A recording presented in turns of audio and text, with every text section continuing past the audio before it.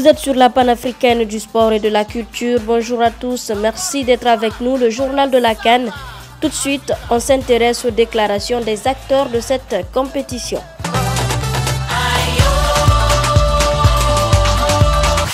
La ville de Port-Gentil, 4e du Gabon en termes de population, vivra son tour ce samedi au rythme des rencontres de la deuxième journée des phases de poule avec la deuxième sortie des équipes du groupe D. Le Mali sera opposé au Ghana et ensuite l'Égypte à l'Ouganda. Dans la poule C, ce vendredi, la Côte d'Ivoire et la République démocratique du Congo se sont affrontés.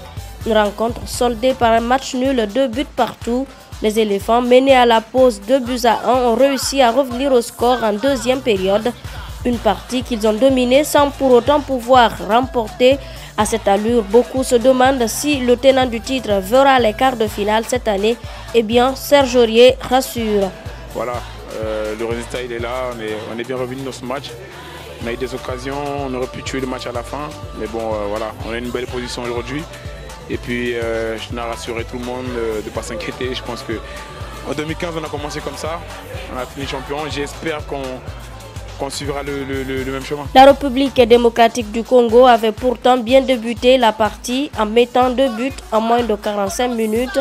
Les Léopards n'ont pas réussi à garder cet avantage qui leur permettait d'obtenir automatiquement leur ticket pour les quarts de finale. Les poulains de Florent Ibenge sont dessus mais confiants. Déception, quand on voit les visages dans le vestiaire, on se rend compte qu'on avait un coup à faire. On voulait se qualifier dès la deuxième journée. Et puis dès l'entame du match, on a montré nos intentions. On est arrivé ici en marquant un but, on a toujours mené au score. Donc voilà pourquoi il y a de la déception. Mais c'est une équipe jeune et on va se qualifier contre le Togo. On a montré de belles choses aujourd'hui. On a vu que même physiquement, on était meilleur que la Côte d'Ivoire et on les a fait douter.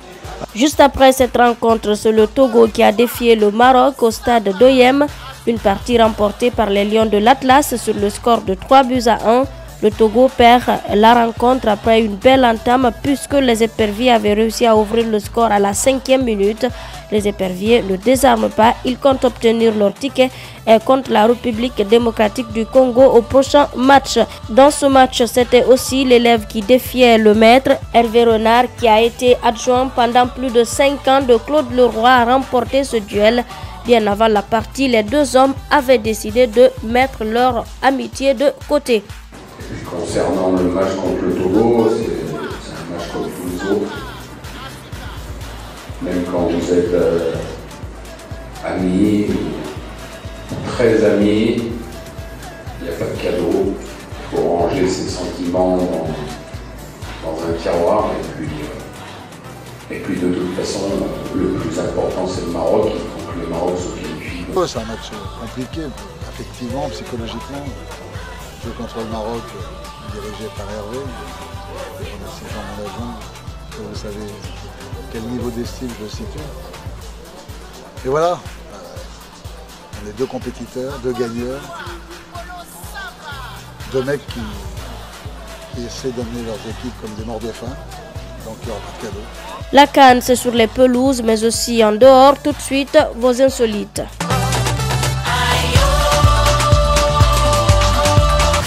On entame avec la célébration de l'anniversaire de Jacques Alexis, l'international togolais qui vient de souffler sa 33e bougie. D'habitude, on fait un gâteau d'anniversaire, mais ses coéquipiers et son coach ont fêté ça autrement. Joyeux anniversaire, joyeux anniversaire, joyeux anniversaire.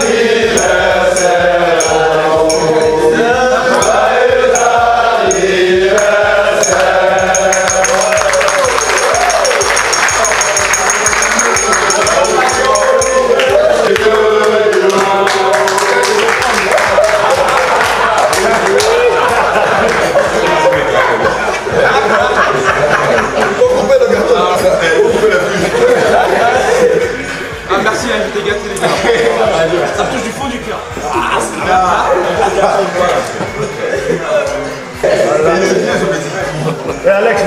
Eh bien, si vous ne pouvez pas ou n'avez pas le temps de vous offrir un gâteau d'anniversaire, il n'y a qu'à le faire avec des pommes. La Côte d'Ivoire, je le rappelle, a joué ce vendredi son deuxième match de la compétition.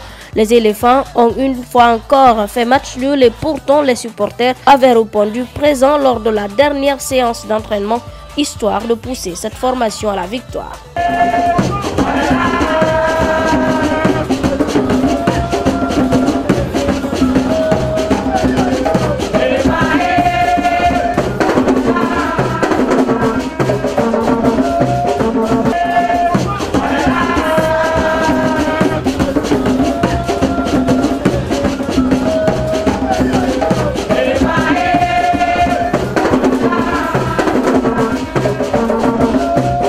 La Côte d'Ivoire qui s'entraîne devant son public, de même que le Togo qui s'est lui aussi préparé devant ses fans, vous le verrez dans une ambiance plus ou moins détendue.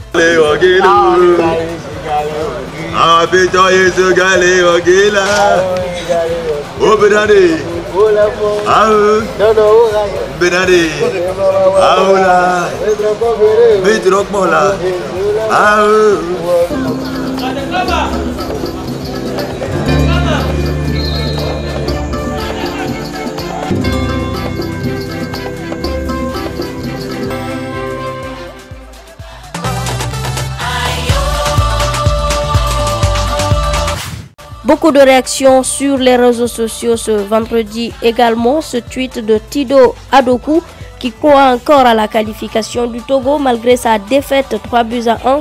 Défaite logique, mais bravo les gars, il faut urgemment changer de gardien. Tout est possible au troisième match, poste-t-il. Et Emmanuel Adebayor, capitaine des éperviers qui ne désarme pas non plus.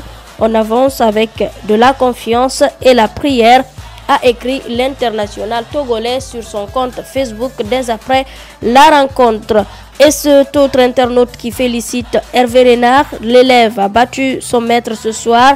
Bien joué monsieur Hervé Renard et tous nos joueurs, tweet-t-il. Des réactions également après le match République démocratique du Congo Côte d'Ivoire. Les autorités ivoiriennes qui continuent y croire encore et encore, on pouvait lire sur le compte Twitter du ministère des Sports et des Loisirs ivoiriens. C'est avec ce tweet qu'on se dit au revoir. Je vous retrouve demain pour un nouveau journal. Vous pouvez retrouver cette édition sur notre compte Facebook, mais aussi notre chaîne YouTube 6 Médias. Restez avec nous, nos programmes se poursuivent.